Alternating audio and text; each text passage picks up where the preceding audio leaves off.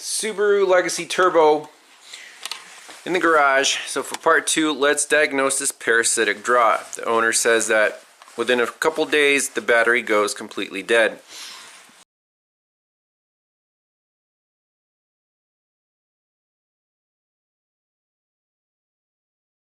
So first plan of attack, classic inline ammeter. I do have a battery charger set to 13 volts, so we'll keep the battery topped up. We don't need to worry about it draining during the diagnosis. So what's our draw right now? 130 milliamps. The car's been sitting here for a few hours, so that's our steady state draw. Now, step 2, get an ohm meter. This is my favorite vintage ohm meter from 1992, I believe. And just check voltage drops on all of the fuses. Underhood fuse box, and here I have the door jamb switch clamped down, so none of the dome lights are on or anything. And also check the fuses in this fuse box. So I did that off camera, and we do have one fuse that has a small voltage drop. That would be this 20 amp fuse right here. Let me measure the voltage drop, make sure it's still there.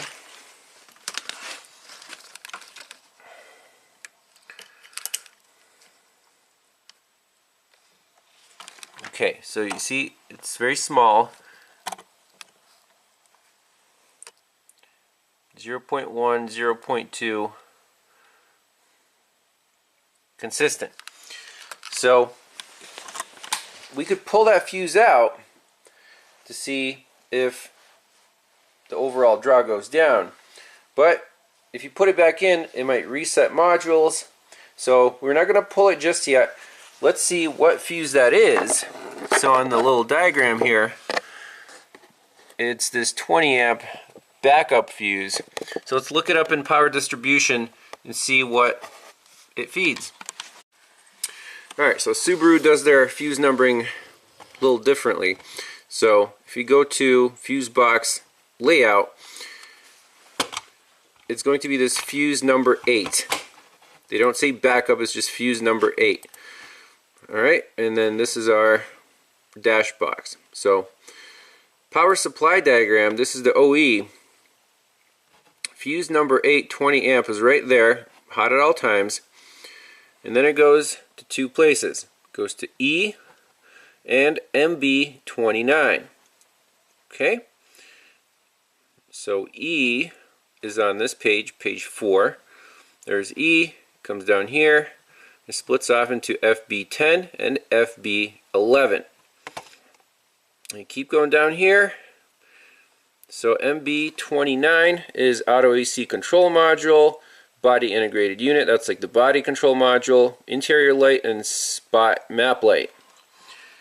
And the other two, FB10 is audio, clock, keyless entry, the step illumination, and finally on the sedan, the trunk light. So I have those written down, and I verified that, you know, dome lights are not on, the trunk light is definitely not on, and cross that out. Step lights are not on, so it's not a bulb, it's going to be a module. So what modules do we have? We have the AC unit, body control module, audio, clock, and keyless entry transmitter. So the audio, the clock, and the auto AC, that's in the, you know, right in the dash.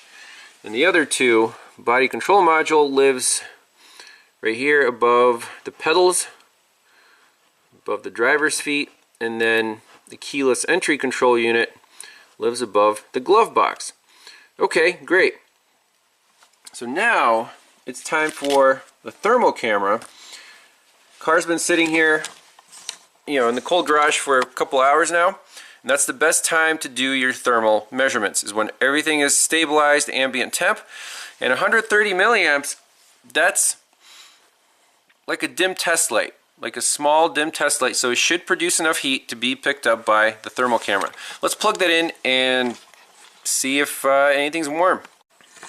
Alright, let's go with the thermal camera. So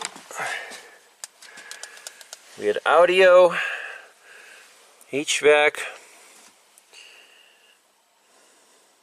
You see ambient temp is about 6 degrees. Now there might be something on my lens, but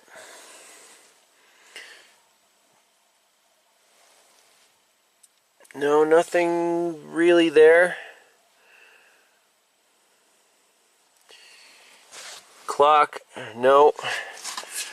The body control module is down here.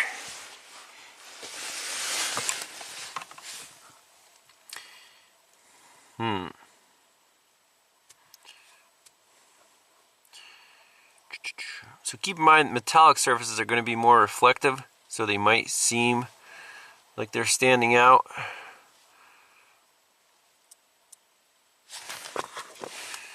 Let me turn on some light here. What are these bright spots right there? What is that?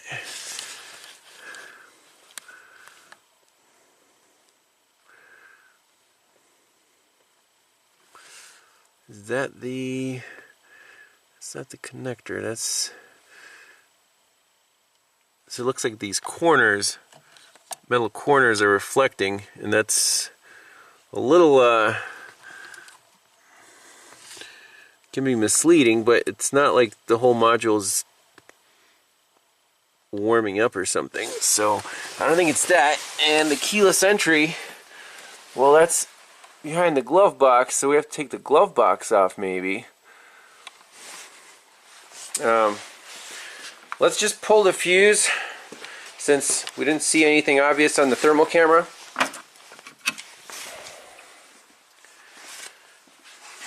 And we'll see if this 130 milliamps goes to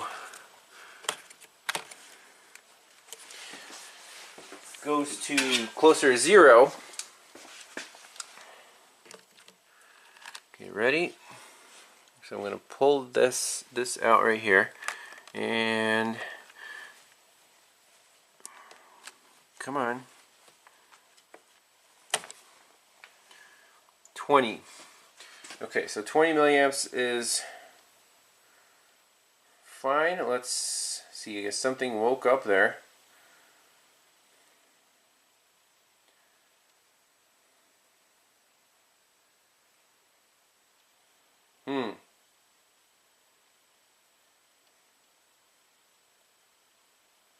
$70.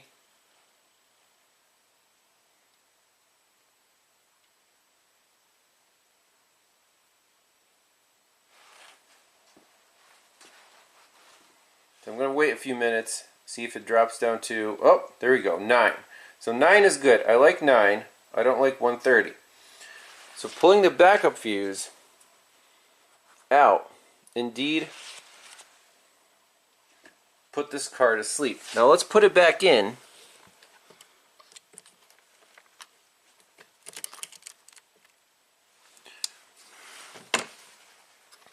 Just by hand. Come on.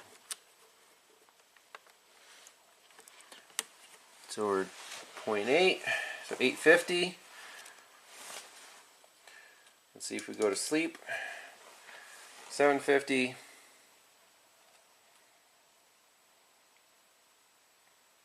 190.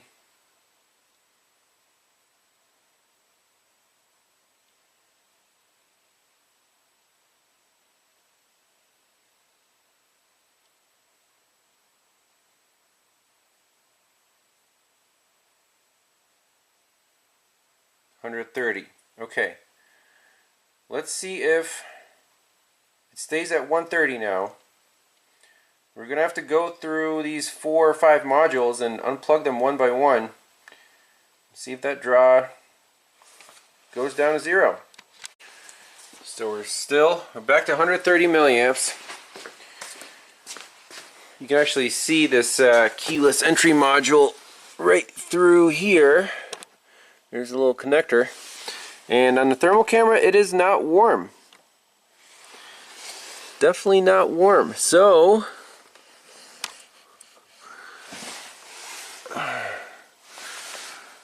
I have a feeling there might be like a GPS tracker hidden on this thing somewhere. They said that they ripped out an aftermarket alarm system. Now this is Philadelphia, where I guess car theft is pretty common. So it could be something aftermarket spliced in somewhere.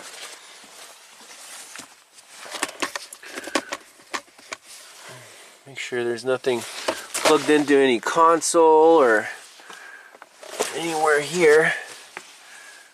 Let's see. We have a wire going here. That's unplugged. What is this thing here? Is that a Subaru module? Mitsubishi Electric. Wires, snipped wires. So I guess that's returned to stock. So if I unplug this module, which I don't know exactly what it is, the body control module, and we're still at 120 milliamps. Let's take the meter over here where we can see it. So with the thermal camera, I don't want to take this console apart just yet, but I'm trying to peek through and see if we can spot anything strange on the back side. And with this angle, you can see the dots there. It's almost like something's a little warm inside that radio unit.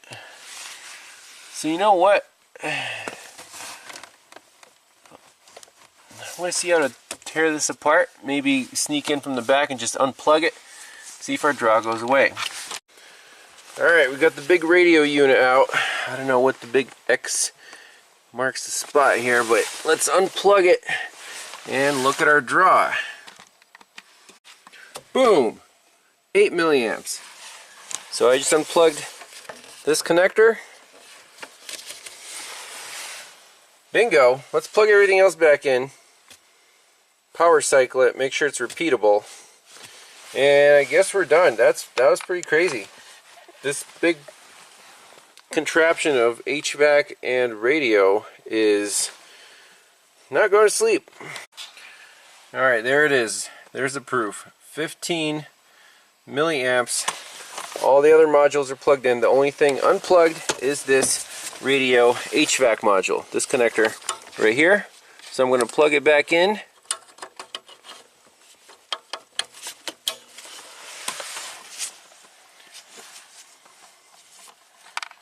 And we should see this thing go back to 130 milliamps.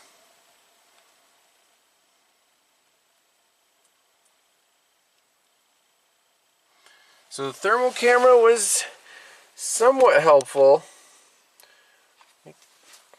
but it wasn't conclusive.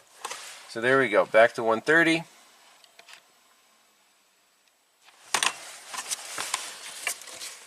Unplug this sucker.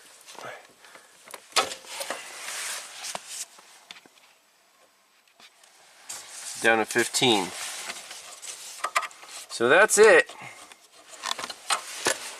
Take a picture of this part number, October 2004. Maybe it has a bad capacitor, huh? But that's the crappy part of these integrated units. If you unplug it, you lose your HVAC and your radio. You know, that sucks.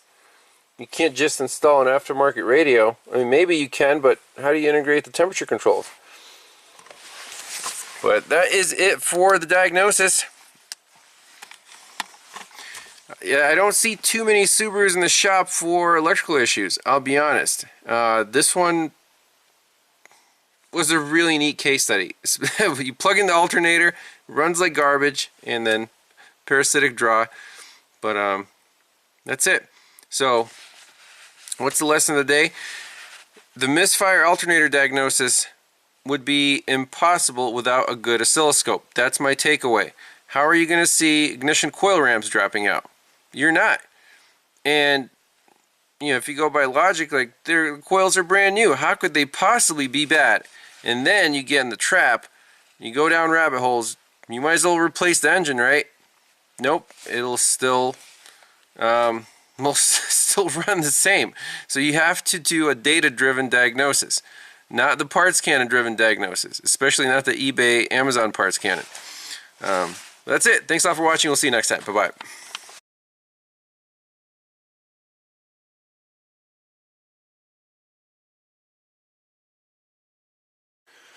Alright, it's the following week. Legacy Turbo is in the shop, and guess what we have? 4 genuine Subaru factory ignition coils. We got these from an online supplier. They say diamond on them. These are the OE parts. So when we pop those in, book time is over an hour. Might have to jack up the engine a little bit to squeeze the ones in on the 2 corners there, but let me put those in, and then we'll hook up the scope real quick, do the current measurement with the alternator plugged in, make sure these coils are ramping up to 10 amps, do a quick test drive. This car should be ready to return to the customer.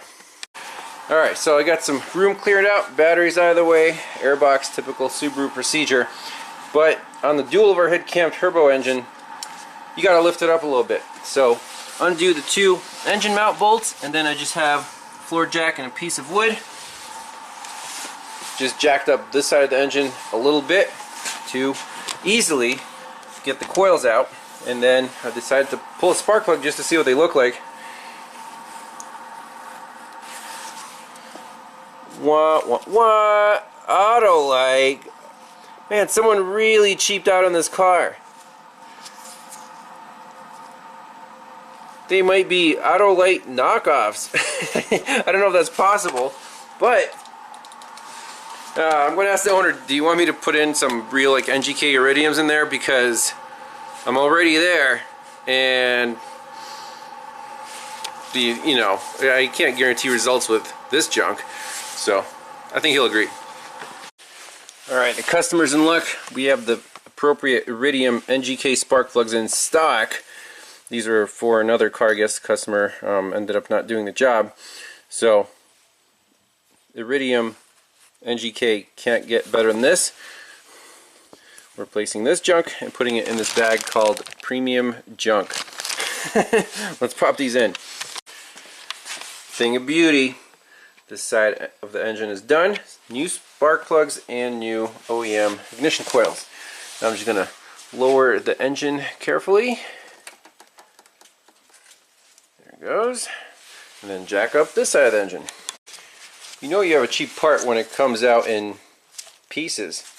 Where's the boot? Oh, it's somewhere in here.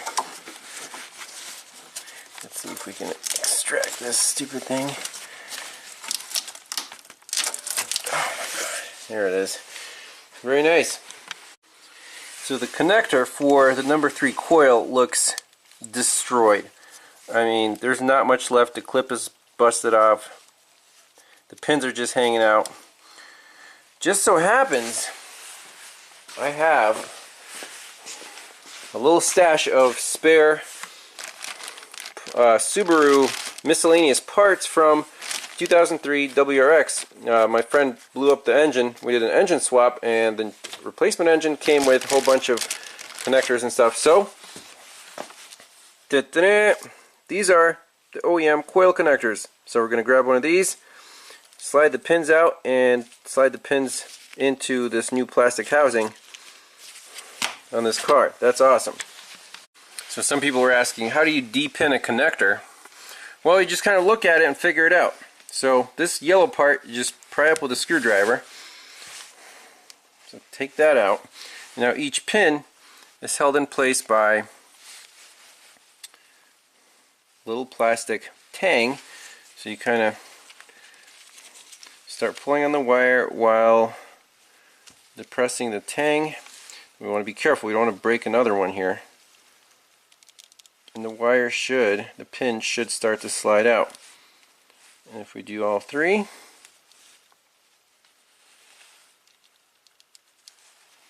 and number 3, see, 3 pins with the weather pack slide out, so we just need the housing. Transfer those pins to this housing. Alright, so here's the new housing. Got the 3 pins properly oriented, power, ground, and control.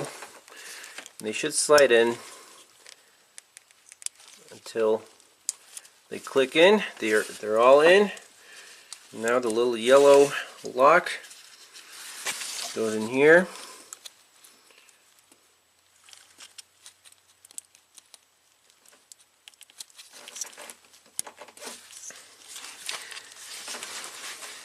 Now let's see if this plugs into the coil.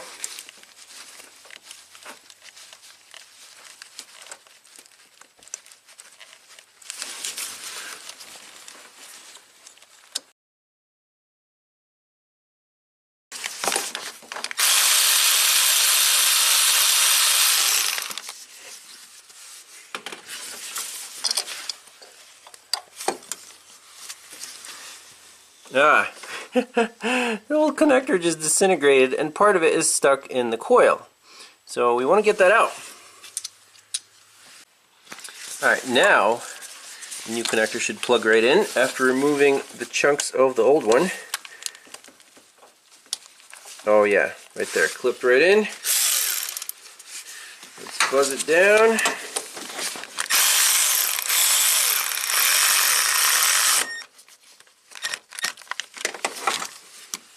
Perfect, now this side's done.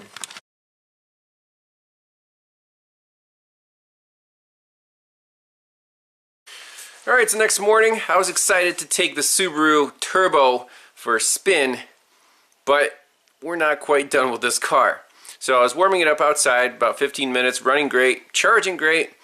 As soon as I started moving, the steering felt kind of weird, and the pump was making noise, like cavitating. Well, I looked under the hood, and the reservoir was overflowing and puking fluid. I put a catch pan under here.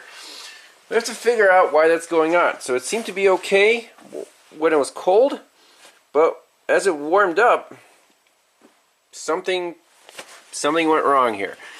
So just by the symptoms, as the fluid warms up in the power steering system, there's more flow. It becomes less viscous, and if there's a restriction in the feed line from the reservoir to the power steering pump, then the pump will start starving, and the fluid, it returns to the reservoir. There's two lines here.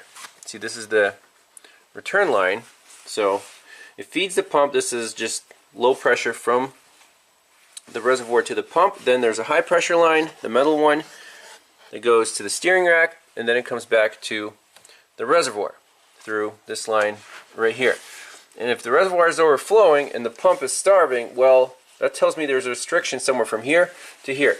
So let's try to figure out what is going on. What the easiest way to do that is, I don't know if there's a filter built into the reservoir. Actually, let me get a light. Well, I also noticed that we're all wet up here, so potentially if the pump was sucking air, maybe there's a bad O-ring at this fitting, then it would suck air instead of fluid and pushed all the remaining fluid back into the reservoir, and that's why it overflowed. So it might not be a filter problem, it just might be a bad O-ring in here. So we're going to pop this off as well and see what's going on at this fitting. Yeah, this O-ring is completely junk. You can see it has a cross-sectional area. It's not really pliable anymore. Let me find a replacement. We should get this power steering back online. Alright, looks like number R06 is the closest match. Let's pop that on and see if the steering comes back to life. Alright, so I got everything put back together. New O-ring. Filled the reservoir up. As we start it, that level should drop significantly as the system bleeds out. There are two keys here, one's good and one's bad.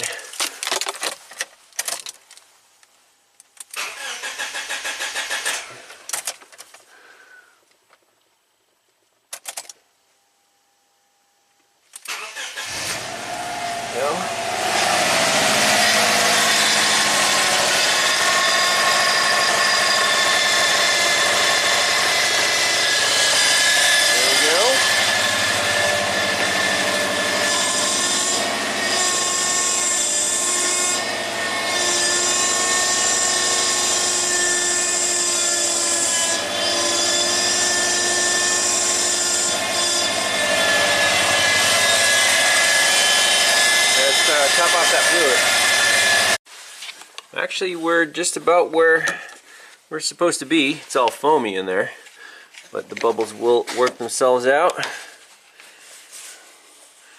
Alright, let's drive it. We'll bring the scanner along. Alright, here we go. Let's spool the turbo. Engine oil's good, coolant's good. Seems to shift fine.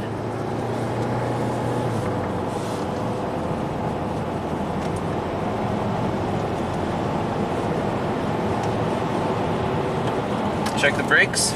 Brakes work good. It's actually driving pretty well.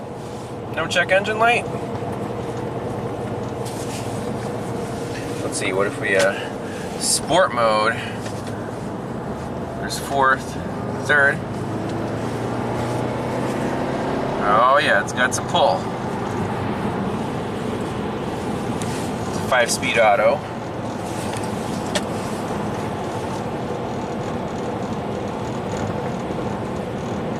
Alright.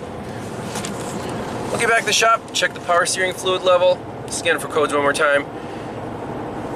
This car, the owner wants to drive it back 3 hours on the highway to back to Philadelphia, so do you think he'll make it? I think it should be okay. Alright, I think we're just about done. Steering feels good. No more noises. I checked the fluid level. It's fine. Scanned all the modules for codes. Clean bill of health. And the owner will put the dash back together himself. So that's it. A couple little hiccups there during the test drive, but nothing to worry about. Now we just need some gas, ready to spool the turbo. Appreciate everyone watching, and we'll see you in the next one. Bye-bye.